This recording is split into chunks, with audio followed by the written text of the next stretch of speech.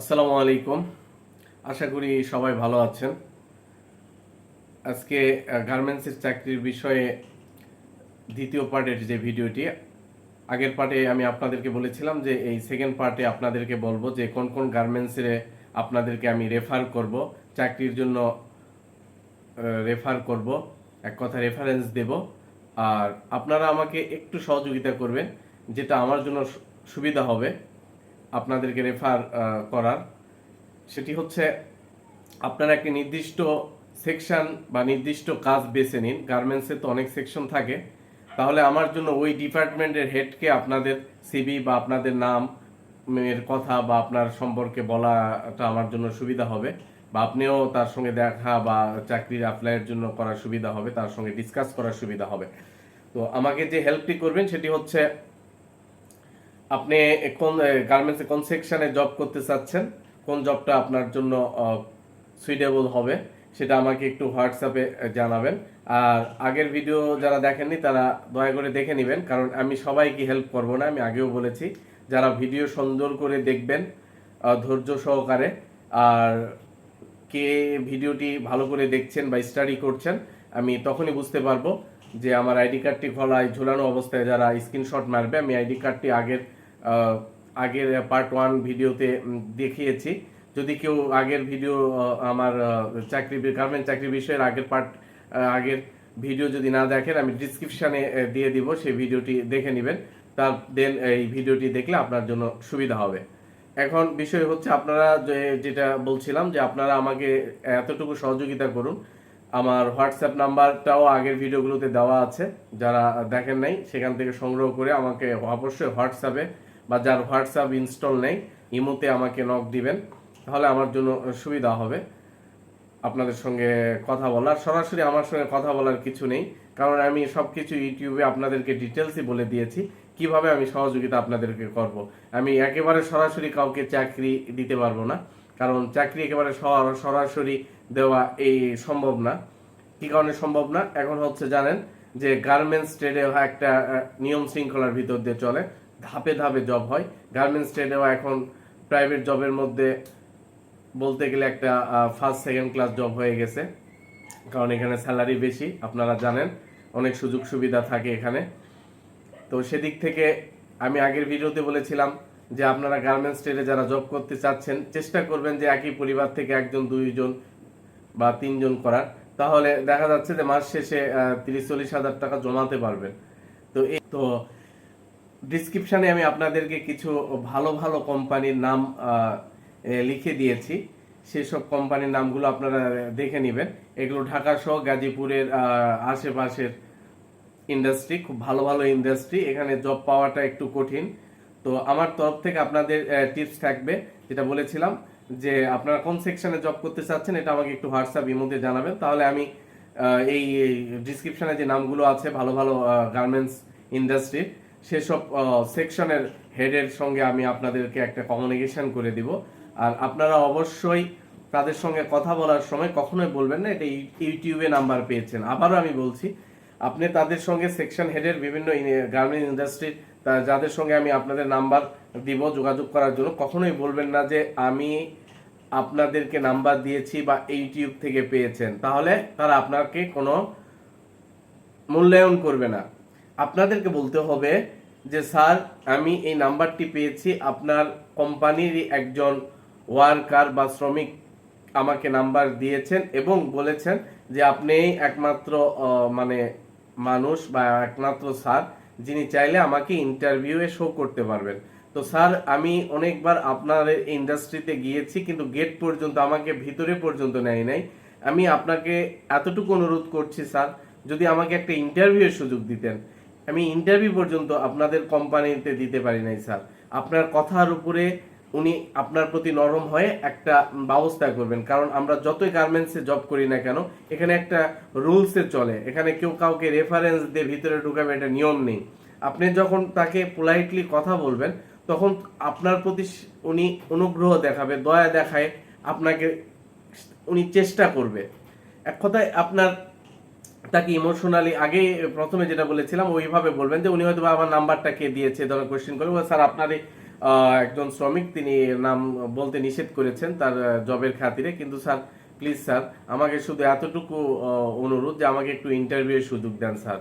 আমি অনেকবার গেছি আপনাদের গেটে, কিন্তু আমাকে সিকিউরিটি কোনোভাবেই নেয় না স্যার। আমার কাগজপত্র থাকার সত্ত্বেও আমি কখনো বলবেন না যে চাকরি করি নাই, বলবেন যে আমি এর আগে 1 বছর বা 2 বছর চাকরি করেছি, এই আইডিয়াগুলো আছে স্যার। আমার ফ্যামিলি প্রবলেমের কারণে এমন প্রবলেম দেখাবেন যে আমার এই পরীক্ষা ছিল স্যার, এই কারণে এই পরীক্ষার কারণে আমি চলে গেছি স্যার। এখন আর আমার পরীক্ষা বা কোনো প্রবলেম নেই, বা আমার যেটা হচ্ছে আপনাকে বিলিভ করবে যে না, এটা এরকম একটা সমস্যার কারণে আপনি ওখানে জব ছেড়ে দিয়েছেন, এই ধরনের। ঠিক আছে, আর এমন কিছু বলা যাবে না। তাহলে তিনি যদি মনে করেন যে এখানেও জব পাওয়ার পর আপনি আবার চাকরি যদি ছেড়ে দেন, কারণ কি, যদি কেউ কারোকে রেফারেন্স দিলে যদি আপনি কিছুদিন চাকরি করে আবার যদি চলে যান, সেক্ষেত্রে ম্যানেজমেন্ট থেকে তার প্রতি একটা ইয়ে করে যে আপনি যে লোকটা দিলেন ও তো আবার চলে গেল।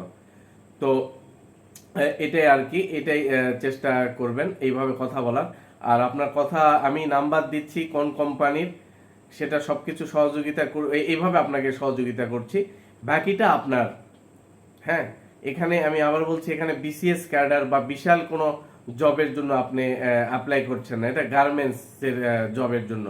তো এখানে যদি কথা বলে যদি পটায় যদি ইয়ে না করতে পারেন, সুযোগটি যদি না পান, তাহলে এটা আপনার ব্যর্থতা। তাহলে বুঝতে হবে আপনাকে দিয়ে জব হয়তো হবে না, অন্য কিছু চেষ্টা করুন। আর আমাদের দেশের একটা প্রবলেম হচ্ছে, আমরা পড়ালেখা ডিগ্রি পাস মাস্টার্স পাস করে করে অনেক অহংকারী হয়ে যায়, যে ভাবি যে আমার চাকরি কেন হবে না। এটা ভুল ধারণা আপনার। পড়ালেখা সার্টিফিকেট কখনো মানুষকে জব দেয় না। হ্যাঁ, এডুকেশন সিস্টেম একরকম, জব সিস্টেম আর এক রকম। আপনি পড়ালেখা করছেন, শিক্ষিত হয়েছেন, কিন্তু জব একটা জিনিস হচ্ছে, এই প্ল্যাটফর্মটা আলাদা। এটা হচ্ছে প্র্যাকটিক্যাল একটা জায়গা, যেখানে আপনাকে নতুন করে আবার অভিজ্ঞতা অর্জন করতে হবে, নতুন করে দক্ষ হতে হবে।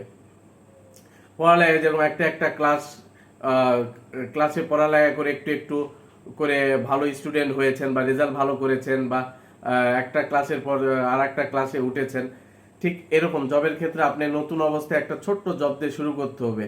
কখনো অহংকার রাখা যাবে না যে আমি এত পড়ালেখা করলাম, বা এত পড়াশোনা করে আমি একজন 8+9 পাস, বা একেবারে পড়ালেখা নাই তাদের সঙ্গে জব করছি, এসব চিন্তা, এই অহংকার নিয়ে আপনি জব কোথাও করতে পারবেন না। আপনাকে চিন্তা করতে হবে যার পড়ালেখা কম, যে হচ্ছে একেবারে কম, তার সঙ্গে জব করতেছেন, সে যত বড় পজিশনে যেতে পারবে, কিন্তু আপনি তার থেকে ভালো পজিশনে যেতে পারবেন। তার প্রমোশন হয়তো ওইভাবে হবে না, কিন্তু আপনার একটা সার্টিফিকেট, আপনি একটা ভালো এডুকেশন সার্টিফিকেট নিয়ে যাচ্ছেন, বা আপনার গ্রাজুয়েশন কমপ্লিট করে যাচ্ছেন, বা এনি কাইন্ডস অফ সার্টিফিকেট নিয়ে যাচ্ছেন একটা ভালো প্রতিষ্ঠান থেকে, যেটি আপনাকে আপনার দক্ষতার মাধ্যমে এই সার্টিফিকেটগুলো আপনাকে প্রমোশন দিবে। আপনার সঠিক, আমি দেখেছি অনেক গার্মেন্টস ট্রেডে অনেক ভালো ভালো দক্ষ শ্রমিক, দক্ষ সুপারভাইজার, ইনচার্জ আছে, কিন্তু তারা ম্যানেজার লেভেলে যেতে পারে না। কিসের কারণে? মূল কারণই হচ্ছে তারা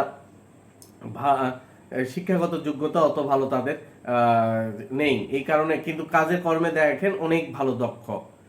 তো এখন আমি আপনাদেরকে যেটা বলতে চাচ্ছি, যে আপনাদেরকে যে কোনো চাকরির ক্ষেত্রে শুরু করতে হবে পড়ালেখা করেছেন দেখেই যে আপনাকে প্রথমে ভালো পজিশনে যেতে পারবেন এটা না। প্রাইভেট সেক্টরে আপনাকে একটা জায়গা দিয়ে শুরু করতে হবে, তারপর আপনার ওখানে দেখবেন যে বিভিন্ন কলিগ, বিভিন্ন স্যার, বিভিন্ন বসেদের সঙ্গে আপনার ভদ্রতা, নম্রতা, আপনার বডি ল্যাঙ্গুয়েজ, আপনার কাজের দক্ষতা সবকিছুকে কেন্দ্র করে দেখবেন যে আপনি একটা পজিশন তৈরি হয়ে যাবে।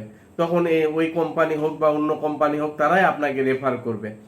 কিন্তু আপনাকে লেগে থাকতে হবে জবের ক্ষেত্রে, অবশ্যই লেগে থাকতে হবে। আপনার বডি ল্যাঙ্গুয়েজ সবসময় ভালো থাকতে হবে, ভদ্র থাকতে হবে, অফিস টাইম সবকিছু মেনটেন করে চলতে হবে, কাজ সব কাজকে সম্মান করতে হবে।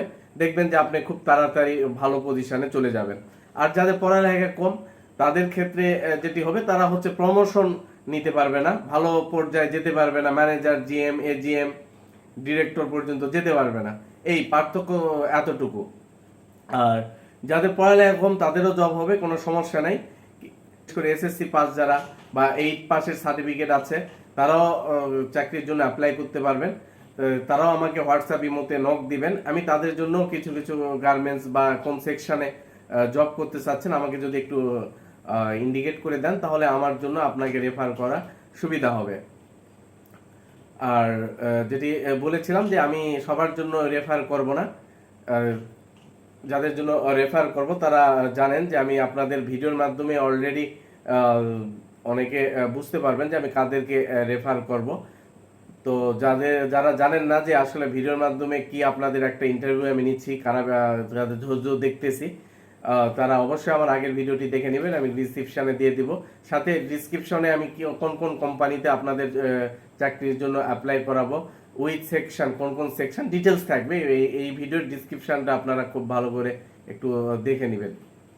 সেকশন বলতেই হচ্ছে swing helper, finishing helper, cutting helper, তারপর হচ্ছে সুইং অপারেটর, কাটিংয়ে কাটারম্যান, ফিনিশিংয়ে বিভিন্ন রকম পলি প্যাকার, আয়রনম্যান, কার্টুনম্যান, এই ধরনের জব থাকে। এছাড়াও প্রত্যেকটা সেকশনে কোয়ালিটির একটা জব আছে, finishing quality, store quality, swing quality, cutting quality, তারপর হচ্ছে ইলেকট্রিশিয়ান আছে, মেকানিক আছে, সিকিউরিটির জব আছে, কাজের বুয়ার জব আছে, ম্যাসেঞ্জারের জব অর্থাৎ পিয়নের জব আছে। তো এই জবগুলোর একটু সার্কুলার বেশি থাকে, আপনারা মূলত চেষ্টা করবেন এগুলোকে আমাকে নক দিয়ে কোন সেকশনে আপনারা জব করতে চাচ্ছেন, তাহলে আমার ওই সেকশনের বসদের সঙ্গে আপনাদের একটা মিট করে দেওয়ার আমি সুবিধা হবে আর কি। আর আমি আবারও বলছি, আমার মাধ্যমে আপনারা তাদেরকে আমি যে আপনাদেরকে কল দিয়েছি, এর নাম্বার দিয়েছি বা এগুলো বলবেন না, আপনারা বলবেন যে স্যার আপনার কোম্পানির কোনো একজন শ্রমিক শুভাকাঙ্ক্ষী স্যার আপনার নাম্বারটা দিয়ে বলেছেন যে স্যারের খুব ভালো, স্যারের সঙ্গে যদি একটু মিট করো, তাহলে আমাকে অন্তত স্যার ইন্টারভিউর একটা ব্যবস্থা করে দেন। যখন আপনি ওই স্যার আপনাকে ইন্টারভিউর ব্যবস্থা করে দিবে, তাহলে আপনি মনে রাখবেন যে আপনার 30% জবটা একটু আগায় থাকলো, বাকিটা আপনার পারফরমেন্স, আপনার কথার উপরে। যে কথাগুলো আমি আপনাদেরকে একটু টিপস দিচ্ছি যে কখনোই বলবেন না যে আমি পারবো স্যার, যদি কখনো ইন্টারভিউ আটকা যান স্যার আমাকে একটু সুযোগ দেন, আমি চাকরি এখানে পারবো স্যার, আমার সেই ফিটনেস, আমার সেই দক্ষতা আছে স্যার, আমি অল্পতেই খুব ভালো মানে অভিজ্ঞতা অর্জন করতে পারি স্যার। আপনারা দেখেন স্যার, আপনাদের কোম্পানির তো 3 মাস নিয়ম আছে, যদি না পারি তখন তো বের করে দেওয়ার আপনাদের সুযোগ আছে স্যার।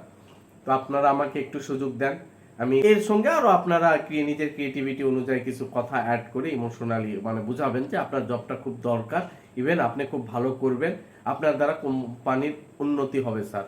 এভাবে কথাবার্তা বললে আপনাদের আশা করি জবটা হয়ে যাওয়ার সম্ভাবনা থাকবে, বাকিটা উপর আল্লাহর ইচ্ছা। আর একটা কথা হচ্ছে, অনেকেই কমেন্টস বা হোয়াটসঅ্যাপে আমাকে লেখেন বা ইউটিউব কমেন্টস করেন যে আমার জব খুব দরকার, এই মুহূর্তে আমি খুব সমস্যায় আছি, অভাবে আছি, বা আমার পারিবারিক সমস্যা। দেখুন, আমার আগের ভিডিওগুলো দেখবেন, গার্মেন্টস ইন্ডাস্ট্রিয়াল এলাকায় যদি যান, সকালবেলা দেখবেন যে হাজার হাজার লক্ষ লক্ষ মানুষ অফিসে যাচ্ছে, এতগুলো মানুষের ভিড়ে আপনার জব হচ্ছে না, এই ব্যর্থতা আপনার। তারা আপনার মতো এত কিছু বোঝে না, জানে না, তারপরেও তাদের জব হয়ে গেছে। আপনি বাড়ি থেকে কান্নাকাটি করলে কখনো জব হবে না।